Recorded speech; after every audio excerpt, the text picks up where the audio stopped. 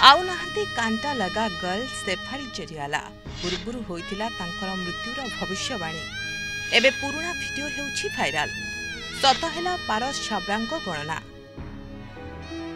कुहा जाए जीवन एवं मृत्यु कहा हातरे नाही। प्रतिदिन घटुथुबा घटना गुड़िक एहार प्रमाण।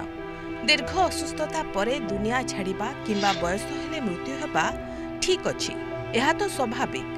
किंतु जेतेबेले असमय कहार हठात मृत्यु हुए ताहा समस्तंकु आश्चर्य करिथाए। अभिनेत्री शेफाली जरियालांक मृत्यु भी सेमिति हठात मृत्यु। से पूरा फिट एंड फाइन थिले, किंतु 42 वर्ष बयसरे हृदघातरे तांकर होइछि मृत्यु।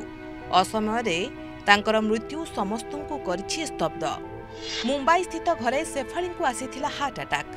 स्वामी पराग त्यागी तांकु तुरंत हॉस्पिटल नै जाइथिले, किंतु हॉस्पिटल ले पहुंचिबा पूर्वरु डाक्टर तांकु मृत घोषणा करथिले।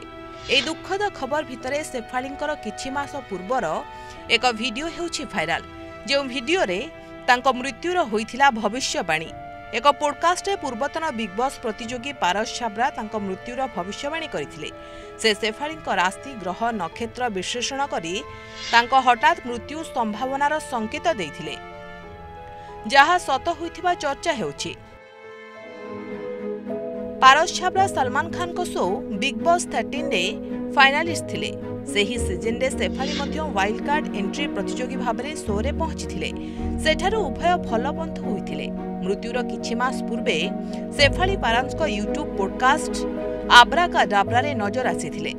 सेही समय पारस शेफालींक राशि ग्रह नक्षत्र पढ़िथिबा दाबी करिथिले। ता आधार रे से हठात मृत्यु विषय कहिथिले। पॉडकास्ट सेही क्लिप एबे खूब भाइराल हेबारे लागिछि।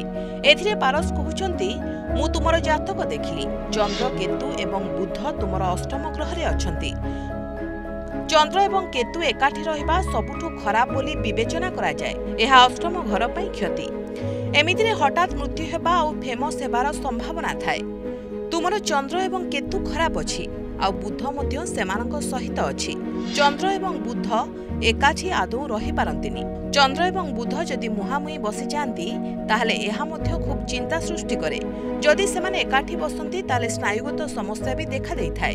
एई जातक गणना एबे सत होइछि बोली चर्चा हेउछि, किंतु आमे एठी कहि रखुछु जे पारस को जातक गणना और शेफालींक मृत्यु एहा केवल एक संजोग मात्र। से जहा भी हेउना काहेकि शेफाली को हराई भांगी पड़िछंती पारस, कारण शेफाली थिले तांकर जणे भल बंधु। 2002 रो सुपरहिट गीत कांटा लगा देशव्यापी लोकप्रियता हासिल करिथिला। एहा शेफाली को देइथिला नुआ परिचय। सेबेठु शेफाली कांटा लगा गाल ना रे परिचित हेले। एहा परे से नचबलिए बिग बॉस 13 एवं बुगी उगी भली रियलिटी शो रे मध्य अंशग्रहण करथिले। तांको मृत्यु रे एबे मनोरंजन जगत रे शोकर छाया खेली जाइछि। Bureau report, Prameya news 7 digital.